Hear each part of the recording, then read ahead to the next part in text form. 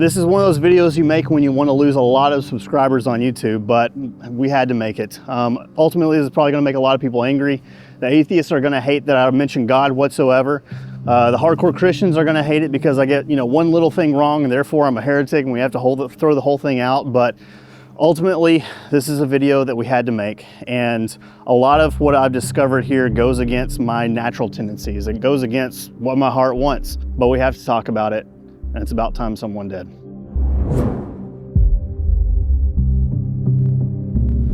Overthrow the government, resist the three-letter agencies, set up claymores in your front yard. I've got 50 pounds of tannerite stashed under my front porch.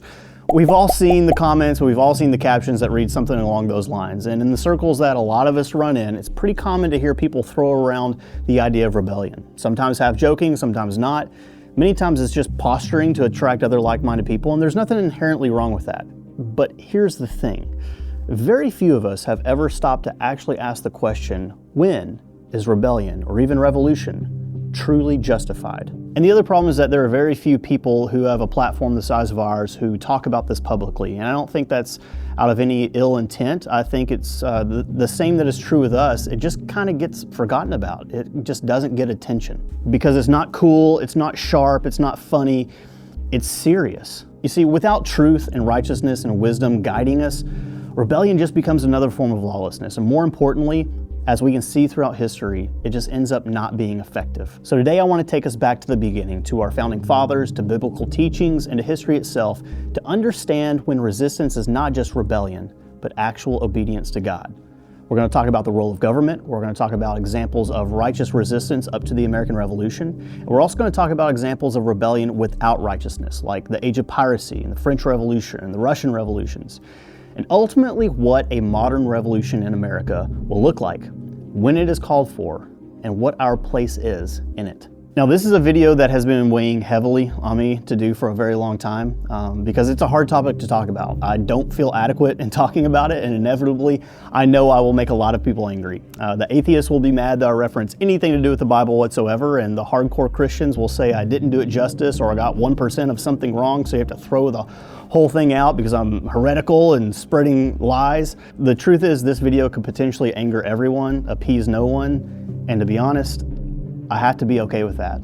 About 6 months ago, in a circle of like-minded individuals and men, I confessed that this was a topic that I was really struggling with and that I felt like I had to say something about. They took no sympathy on me whatsoever. I'm getting cold chills just talking about it. They basically told me to suck it up and you have to do this and you better do it. So here we are. I've had a lot of help. I've had a lot of guidance from people way more smart and much wiser than I am. So just keep in mind, this will not be a perfect video. I am not a theologian. I'm just a normal dude trying to decipher and understand all of this stuff. I could interpret something incorrectly, but the one thing I don't think that I have incorrect is that God created us all uniquely, and we are His most prized possession. So much so that He loved us and provided a way for us to all have the grace necessary to cover our sins through Jesus Christ. Now, for those of us who can agree with that, there's a lot of room for us to disagree on many other things, and we will, and this video may be one of them. But we here at DC, we had to make this video. I had to make this video. It has been pressing on me, and I have to get it out. For whatever reason, we have been favored on YouTube, and we have had a lot of support from the people, you guys. And I think that we would not be doing our due diligence if we didn't take the time to talk about this critical component of what the Second Amendment is all about. Let's go. Guys, before we carry on, we have to take a moment to thank some of the sponsors that make content like this possible for you every single week. Now, first and foremost is Venice AI. It took us all far too long to figure out that when something online is free, you are the product. Your habits, your concerns, your interests, anything that ends up online gets collected, organized, and sold. There are literally multiple files on all of us already, and with the rapid growth of AI, mass surveillance is not on the horizon. It's here already. But there is a way for you to utilize AI and research the world without the concern of data mining and collecting your personal information. And while it is an AI system, Venice AI saves and encrypts all of your questions and queries on your own personal computer. So it's not going out to the cloud to again be sold and collected on you. Every question, concern, or research is reserved for your own computer. So if you're interested, go to VeniceAI/DirtyCivilian, and that will save you 20% on their pro plan. Again, you're getting artificial intelligence encrypted on your own computer for 20% off. So go to Venice AI and use the discount code Dirty Civilian for their pro plan, 20% off. If you guys have been watching any current events these days, you're probably very aware that thermal, laser rangefinders, and ballistic calculators are the way that we're fighting any conflict. Now, they also can be incredibly expensive, unless you're looking at something like a DNT thermal optic. It happens to have all of those systems in at least this model. If you're looking to save a little bit of money, you can go get a thermal optic for under $1,000. That's pretty cheap considering what it is that they do. So go check out DNT Optics. The link is in the description. They make some pretty impressive products, especially for the price. Now, I want to start off by saying if you aren't a Christian or if you don't believe in God, please don't click away from this video, because at the very least, you should understand what drives and motivates men like me and our founding fathers. Whether you agree with it or not, I do think that you will be better for having watched this video. My goal is not to cram anything down your throat or evangelize you.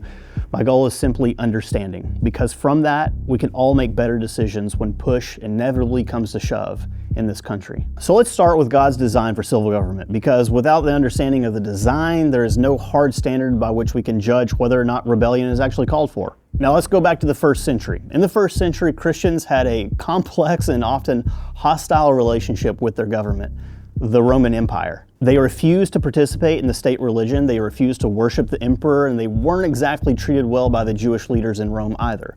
After all, they did execute Jesus. Now, authorities at the time generally viewed Christians with suspicion at best, and at worst, persecuted them. Persecution happened in waves that grew in severity for the first 300 years of Christianity, with imprisonment and punishment and executions up until Constantine took the throne. Now, during this time, the book of Romans was written, and in chapter 13, Paul, a follower of Jesus, wrote that every person should be subject to the governing authorities because they are established by God. Now, I've seen a lot of people interpret this as, hey, we should just bend over to the government. But that was not a blank check for tyranny. Rulers are called ministers of God. The Greek word for it is diakonoi. The same word is also used for deacons or servants in the church. You see, they serve under God's law, not above it. So when rulers punish good and reward evil, they are betraying their calling, and their authority becomes illegitimate. Now, Paul wrote later in Acts chapter 5 that we must obey God rather than man. Essentially, obedience to human authority ends where disobedience to God would begin. So when is rebellion called for? Well, resistance is justified, but only under certain conditions. And those conditions were very well thought out by the time the 1500s rolled around. Now, why are we talking about the 1500s? Because that is when the Protestant Reformation happened. And in the years since Jesus' death, Christianity grew from a persecuted minority to a dominant religion in Europe, which culminated in the form of the Holy Roman Empire, where church and state were completely intertwined. And the Holy Roman Empire used religion to suppress, control, and punish anyone who didn't believe and worship in the way they wanted them to. At the boiling point of this persecution, pastors and religious leaders stood up and demanded change. This became known as the Protestant Reformation. The Protestant Christian leaders at the time who shaped the beliefs of the American founding fathers, and thus guys like us to this very day. They were being told what to do because the government says, God wills it. But they were like, no. This is not what God wills. So during this time, a group of Christian pastors wrote the Magdeburg Confession, which was a biblical defense of the right to resist tyranny. This is where the doctrine of lesser magistrates comes in, which you may have heard of before. What is a magistrate? Well, simply put, it's an authority figure. There are higher magistrates like kings, and there are lower magistrates like your town's mayor. They taught that if a higher authority defies God's authority and becomes tyrannical, it is the duty for the lower magistrate to resist, and if they must, rebel. They, as leaders of their community, had to step up to lead individual people in a coordinated rebellion. Now, they outlined 4 levels of tyranny: minor injustices, which are to be endured; greater injustices, which are to be protested; severe persecution, which is to be resisted passively. We'll talk more about that later. An active destruction of true faith and law is to be resisted with force if necessary. It's important to note that the resistance wasn't personal. It was corporate, it was moral, and it was reluctant.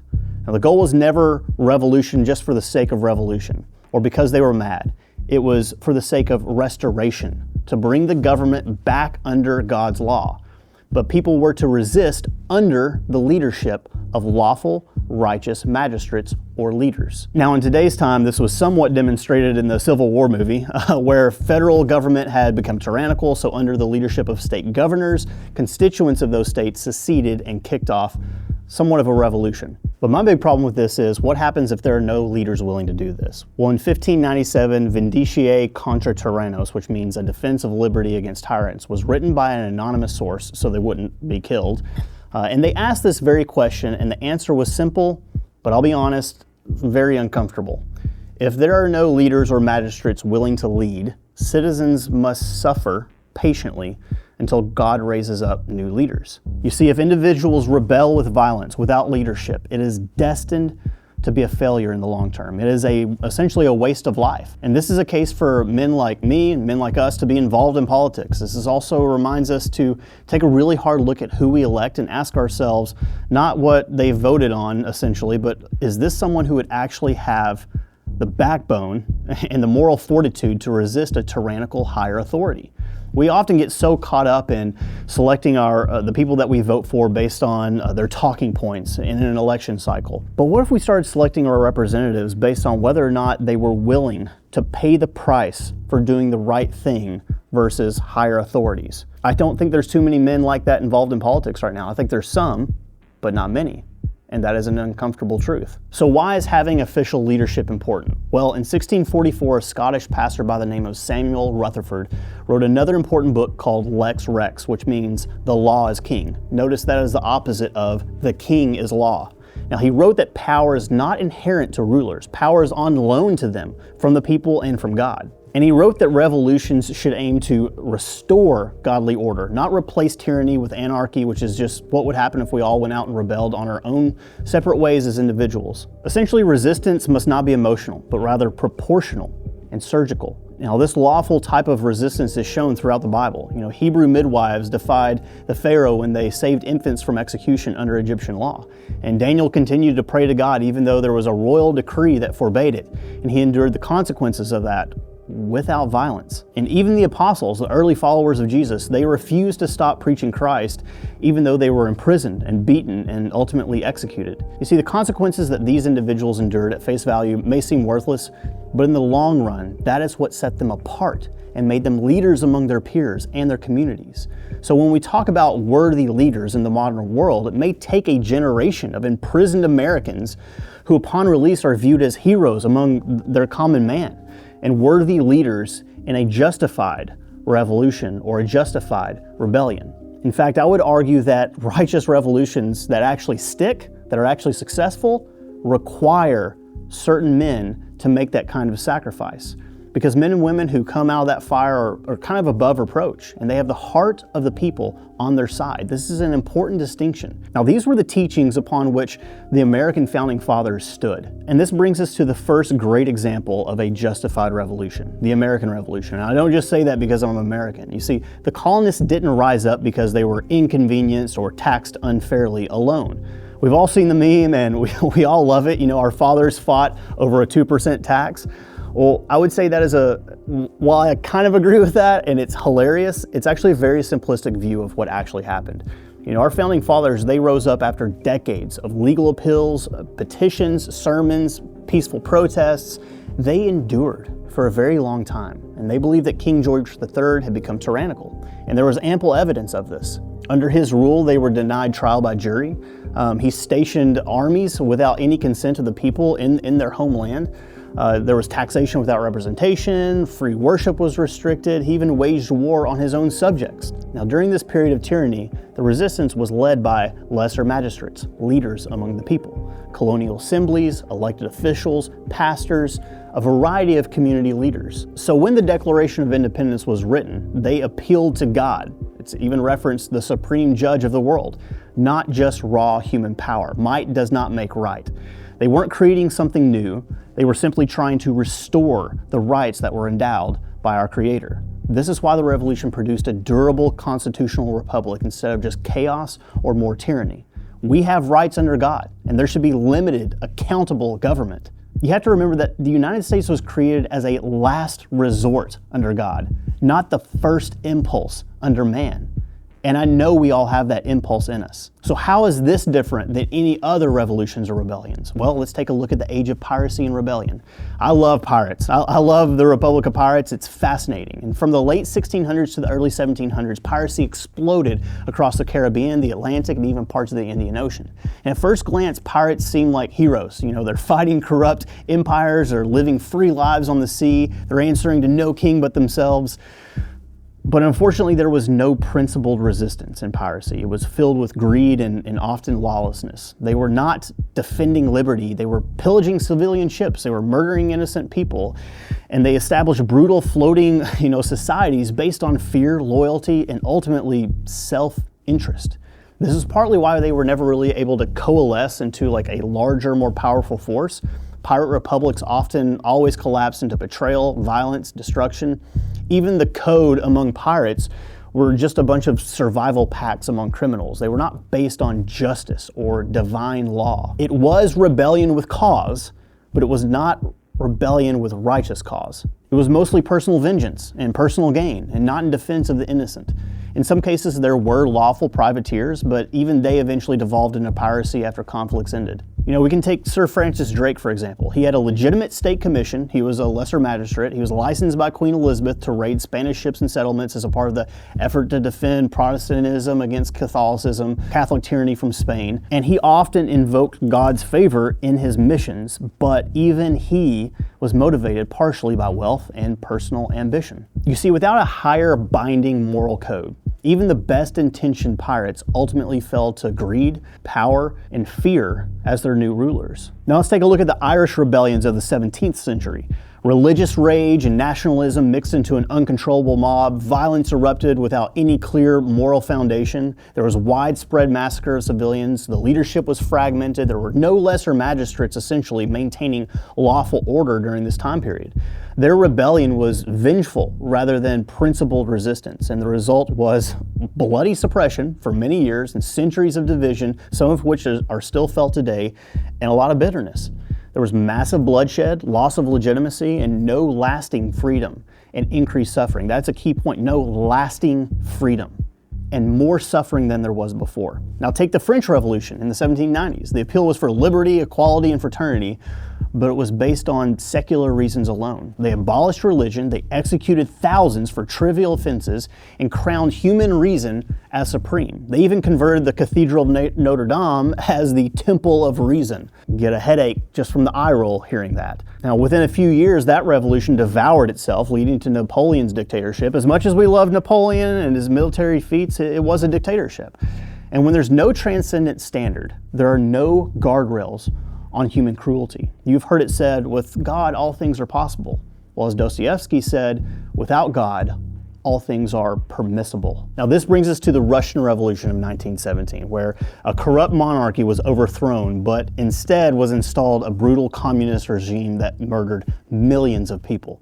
And that includes 66 million Russians and Christians who were murdered by essentially Jewish Bolsheviks under Lenin and Stalin from 1917 to 1957. Now this revolution and the subsequent conflicts defied God. It had no lawful basis, and it devolved into basically nothing more than a power struggle. Pick up a copy of the Gulag Archipelago by Alexander Solzhenitsyn. If you ever want a taste of what true brutality looks like in the name of revolution and rebellion, read that book. And to this day, it is the most difficult book I've ever read, not because it was long, but because it was brutally real. Now, many of these revolutions were led by the same feelings we see today here in America. Anger without principle, violence without righteous cause, hatred of authority just because it's authority. Now, this is one I see a lot, and I know how easy that is to fall into. In fact, my default setting is I'm angry, right? We get so fed up with our federal government doing terrible things, unjust things, unrighteous things, and eroding our rights that we kind of just fall into this default trench of hating the government altogether. Well, unfortunately, as history shows, rebellion can be as heavy as the chains of tyranny. Rebellion for the sake of rebellion is its own prison. It is its own form of tyranny. And it is the camp in which I see many people in our community fall into, myself included from time to time. Now, this is not how Christians or even prepared citizens should think. We must be focused on obeying God rather than man. And when other men command us to sin, or our government commands us to sin, we have to resist tyranny, but only when lawful authority has truly broken the social agreement. And even then, under lawful structures, reluctant, seeking restoration, not destruction. Now, this one is a tough pill to swallow, especially for me personally, because I fully understand hating the government for what they do. But the truth is, and I do genuinely hate to admit this, is that there is a big difference between our politicians being corrupt or incompetent and them actively persecuting us. And in 2020, if they actually started rounding up people who didn't follow the instructions and get all the things, that would have been active tyranny, and that would have required a very different response than, say, what we want to do to them when they send billions of our tax dollars to fund degenerate agendas in other countries, and in some cases in our own country. Now, with that in mind, at this point, I'm kind of wondering, okay, but what should we do when the government isn't directly tyrannical towards me, but is doing horrible things with my tax dollars or with the funds from my taxes? Well, if you're paying taxes to a government funding wickedness, are you complicit? Are we complicit in that? And how much should we tolerate that? My gut reaction and my human heart tells me that tolerating that is absolute cowardice. It enrages me, but the truth is our hearts are often misleading and blind of the big picture. Remember that during Jesus' time, his tax dollars and the apostles' tax dollars were funding pagan temples, and yet he still commanded his followers to essentially do their due diligence towards their government or towards Caesar, to pay their taxes. Now, in the modern context, our tax dollars go towards unjust wars, wholesale corruption, and even some states fund abortions. The key distinction here is this: indirect complicity through taxes is not the same as direct participation in evil acts. If direct sin ever becomes required, like forcing doctors to commit abortion or anything like that, lawful resistance is in order. If there is active persecution in the way of losing property, children, or your life, we can lawfully resist, and we should. But for all things indirect, peaceful approaches are the ones to be taken. And this goes against our nature. This goes against my nature. Many of us like direct justice. We don't want to wait for it. We want to see when we see the government doing X, we want to make them pay immediately with Y. Now, this also goes back to the lesser magistrates. If we don't have leaders stepping up to stop wickedness, to lead us in that revolt, essentially, our individual efforts are kind of in vain. So what does this look like for us? Well, biblically justified resistance is always defensive. It's not based on ambition, grievance, or a lust for control. When leaders become a terror to good works and protect evil instead, they have broken that divine agreement. A biblically justified revolution would not start because we're angry over our taxes, even though we are taxed out of control. It would not be anger over an election result or just feeling disrespected. It would only start if the government systematically and violently suppressed goodness and righteousness in the form of, let's say, religious persecution and outlawing the free worship of God, or mandating sin, like forced participation in wickedness, like either comply or you go to prison. Some would argue that is kind of what taxes are, and I understand that argument. Depending on the day, I kind of agree with it. If they persecute the innocent, or if they destroy lawful institutions of self-governments, like say, for example, the ATF decided to raid everyone in a particular town for for pistol braces or whatever. And the local sheriff's department decided, hey, we are going to stand in between. These are our people, we are here to protect our people, and we are going to stand up to this federal authority. That local sheriff's office is the local magistrate, or is the lesser magistrate. And then the people could come alongside, and that would be a successful way to do it. You see, it would have to be led by lawful authorities, lesser magistrates, governors, state legislators, sheriffs, other constitutional officers would have to stand in lawful defense of their people. Even pastors and other community leaders qualify as a representation of the people. But first, it would actually require civil disobedience, a refusal to enforce or comply with wicked laws. Only if peaceful resistance was met with violence from the government would force be considered, and even then only proportionally and defensively. This is not a bunch of individuals turning red and going hot. This is not mobs burning down cities because they feel mistreated.